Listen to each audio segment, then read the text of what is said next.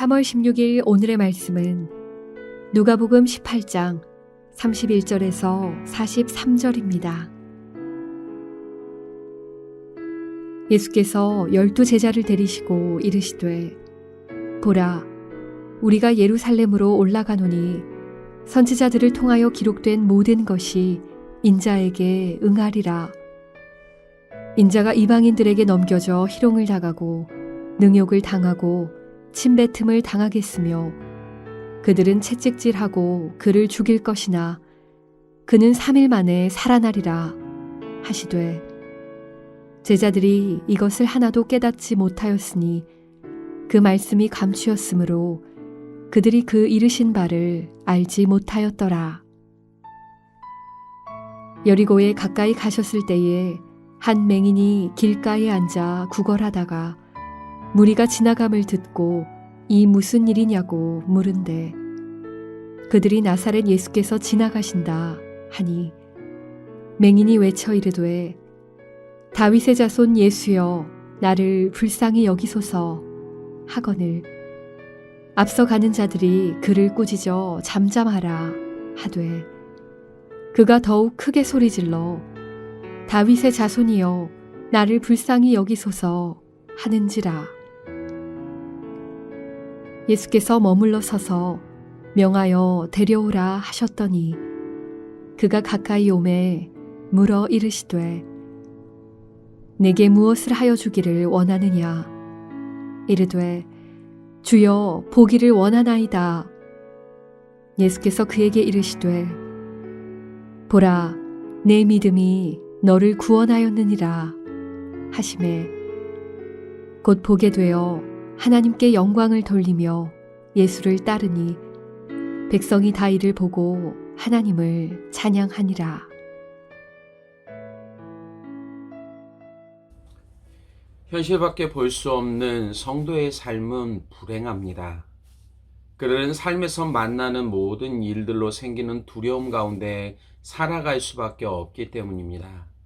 하나님은 구원과 동시에 성도들에게 영적인 눈을 뜨게 하셨습니다. 이 눈을 통해 다른 사람들이 보지 못하는 영적인 것들을 보게 하셨습니다. 예수님이 이루시는 구원의 은혜와 그분이 앞으로 이루어 가실 세상과 하나님의 나라에 대한 기대감을 가지고 세상을 힘있게 살아가도록 그와 같은 은혜를 허락하신 것입니다. 예수님은 제자들에게 앞으로 예루살렘에서 자신에게 이루어질 일들에 대해서 말씀하고 계십니다. 그 일들은 모두가 31절에서 말하는 것처럼 선지자들을 통하여 기록된 모든 것이 자신에게 응하도록 하시기 위해서다라고 말합니다. 어떤 일들입니까? 예수님이 십자가에 못 박혀 죽게 되는 일입니다. 32절과 33절에 인자가 이방인들에게 넘겨져 희롱을 당하고 능욕을 당하고 침뱉음을 당하게 했으며 그들은 채찍질하고 그를 죽일 것이나 그는 3일 만에 살아나리라. 이것이 선지자들을 통해 기록된 내용들이었습니다. 실제로 예수님은 이방인들의 손에 고난당하고 죽게 되지만 그러나 이 모든 일들은 영적으로 무지했던 이스라엘 백성들로 인한 결과였습니다. 게다가 3년 동안 예수님을 따라다니면서 그분의 말씀과 행하신 일들을 보았던 제자들조차도 지금 그분이 하시는 이 말씀에 대해서 하나도 깨닫지 못하고 있음을 보여줍니다. 그리고 그 이유를 본문의 저자인 누가는 그 말씀이 감추어졌기 때문이다 라고 말합니다. 이 사실을 통해 하나님의 말씀을 온전히 깨달을 수 있다는 것이 얼마나 큰 복인지를 알려주고 있습니다. 그렇다면 어떻게 하면 하나님의 말씀을 온전히 깨달을 수 있을까요? 먼저 우리들이 기억해야 될 것은 말씀을 깨닫게 하시는 분은 전적으로 하나님이십니다.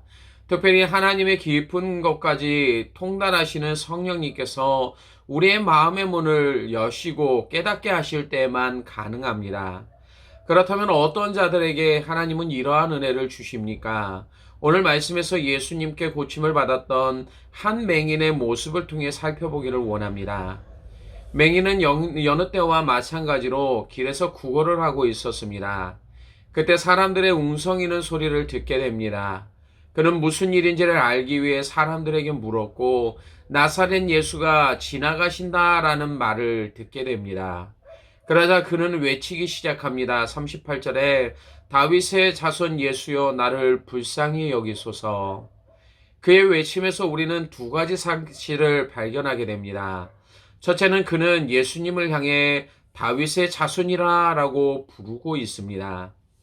지금 사람들은 예수님을 부를 때에 나사렛 예수라고 불렀습니다. 그런데 이 말은 예수님에 대한 바른 호칭이 아니었습니다. 단순히 그가 어디 출신의 사람인지를 말하는 것뿐이었습니다. 때로는 이 말은 예수님을 조롱하는 말들로 사용되기도 했는데요. 나사렛이라고 하는 작은 마을에서 나온 사람이라는 뜻으로 말이죠. 요한복음에서 예수에게로 가자라는 빌립의 권유에 나다나엘이라고 하는 사람은 나사렛에서 무슨 선한 것이 날 수 있느냐라고 말했습니다. 이것이 바리새인들의 생각이었고 그들이 예수님의 권위를 인정하지 않는 데 사용되는 말이기도 했습니다. 맹인은 무슨 일이냐라고 물을 때에도 예수님을 따라가고 있었던 사람들조차 나사렛 예수가 지나가신다라고 말하는 것을 보아서 그들도 예수님이 누구신지 모른 채 쫓아가고 있었음을 알 수 있습니다. 그러나 맹인은 달랐습니다. 그는 예수님을 향해 다윗의 자손이요 라고 부르고 있었습니다. 앞에 가는 사람들이 그를 꾸짖어 잠잠하라 라고 말하는데도 그는 멈추지 않고 계속해서 외쳤습니다. 다윗의 자손이여 나를 불쌍히 여기소서 라고 말입니다. 이 말은 아무것도 보지 못했던 맹인의 고백이었습니다. 사람들은 그분에 대해 알지 못했지만 그는 예수님이 메시아이심을 지금 인정하고 있었습니다. 우리가 사는 시대에 많은 사람들이 예수님에 관해 알고 있습니다. 그분의 인격과 가르침 그리고 도덕성을 동경합니다. 자신의 삶 가운데 담고 싶은 성작 가운데 한 사람으로 여기기까지도 합니다. 그러나 예수님에 대해서 그 이상은 바라보지 않습니다. 그렇다면 우리는 과연 어떻습니까? 예수님을 바라보는 우리의 생각은 과연 무엇입니까? 예수님을 메시아로 바라보지 못한다면 그분의 말씀 안에 담겨진 참 진리를 깨달을 수 없게 됩니다. 왜냐하면 이 말씀은 메시아이신 예수 그리스도께서 우리 가운데 증거하고 있는 역사적 사실이기 때문입니다. 둘째로 맹인은 예수께 자신을 불쌍히 여겨달라라고 간구하고 있습니다. 맹인의 외침에 예수님은 그를 데려오도록 하시고 내게 무엇을 하여 주기를 원하느냐라고 물으십니다. 그리고 그는 자신이 메시아라고 인정하는 예수님께 보기를 원한다라고 말하고 있습니다. 그는 지금까지 그의 소원이 무엇인지를 사람들에게 말했을 것입니다. 눈을 떠 보기를 원한다라고 말이죠. 그러나 실제로 그의 삶에 이러한 기적이 나타나지 않았습니다. 그도 이것이 사람이 가진 능력으로 될 수 없다라는 것 정도는 알고 있었습니다. 그런데 예수님을 향해 보기를 원한다라고 하는 이 고백은 그분에 대한 믿음을 근거하고 있었습니다. 그분만이 자신을 고칠 수 있는 분이심을 믿었기에 그는 주저함 없이 자신의 눈을 뜨게 해달라라고 간청하고 있었습니다. 하나님은 우리의 삶에도 동일한 일을 행하십니다. 예수님은 맹인에게 그가 원하는 것이 무엇이냐라고 묻기도 전에 그의 상태를 아셨기에 그가 원하는 것이 무엇인지를 알고 계셨습니다. 하나님도 우리의 모든 것을 이처럼 알고 계십니다. 그런데도 이렇게 묻고 계시는 이유에 대해서 우리는 생각해 볼 필요가 있습니다. 그것은 우리에게 하나님에 대한 믿음을 갖고 구하고 부르짖기를 원하시기 때문입니다. 이러한 모습은 내 삶의 유일한 소망은 하나님밖에 없음을 고백하는 것입니다. 그분만이 나의 삶을 인도하시는 것뿐만이 아니라 지켜주시는 영원한 목자가 되심을 고백하는 것이기 때문입니다. 실제로 우리들은 신앙이 있다라고 말하지만 삶의 어려움을 만날 때면 하나님 앞으로 나아가기보다는 우리들이 가지고 있는 방법을 의지하는 경우가 참으로 많이 있습니다. 그 안에는 자신이 의지하는 지혜도 있고요, 힘도 있고요, 능력도 있음을 보게 됩니다. 그리고 그것을 통해 모든 것을 할 수 있다라고 말하기를 주저하지 않는 우리들의 모습을 발견할 수 있습니다. 그런데 나타나는 결과는 늘 한결같습니다.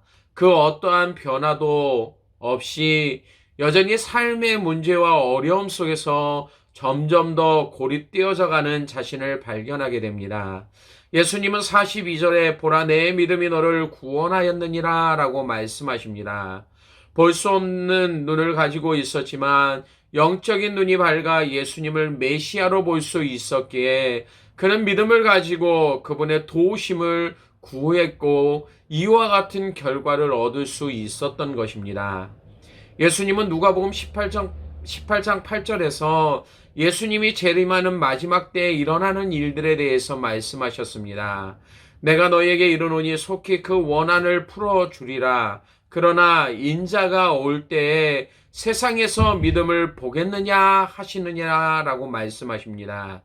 이것이 예수님이 다시 오실 때가 되면 될수록 사람들에게 나타나는 현상이 무엇인지를 말씀하는 겁니다. 사람들은 예수님에 대한 믿음이 없게 됩니다. 그렇기 때문에 하나님의 말씀이 진리인데도 그것을 깨닫지 못한 채 멸망을 향해 갈 수밖에 없게 되어집니다.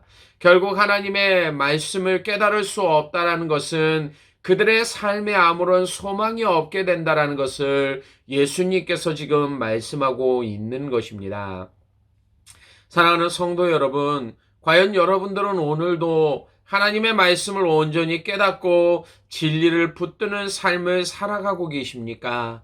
믿음으로 하나님을 바라보고 있기에 내 안에 계신 성령님의 역사 가운데 그분이 주시는 풍성한 은혜를 누리고 있으십니까? 믿음의 주요 또 온전케 하신 이인 예수를 바라보십시오. 그리고 찬송가 73장의 가사처럼 고백할 수 있는 삶이 되어지기를 원합니다. 내 눈을 들어 두루 살피니 산악이라.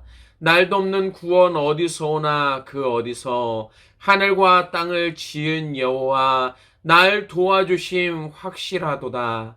여호와야 나의 보호자시니 늘 지키시며 오른팔 들어 보호하시고 늘 그늘 되네.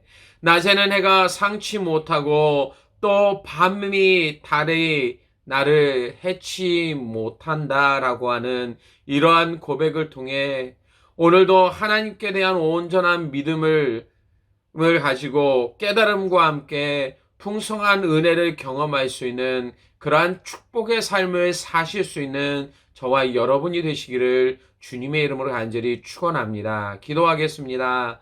아버지 하나님, 오늘도 우리의 영적인 눈을 열어주셔서 하나님의 온전한 것들을 깨달아 알 수 있는 삶을 허락하여 주시기를 원합니다. 아버지 하나님, 오늘도 우리에게 믿음이 없어서 그리고 영적인 것을 볼 수 없기에 하나님이 행하시는 그 일들, 하나님이 말씀하시는 그 진리도 깨닫지 못한 채 이 땅 가운데 어려움 가운데 삶을 살아가고 있지 않은지를 오늘 말씀을 통해 다시 한번 볼 수 있는 은혜를 허락하여 주옵소서.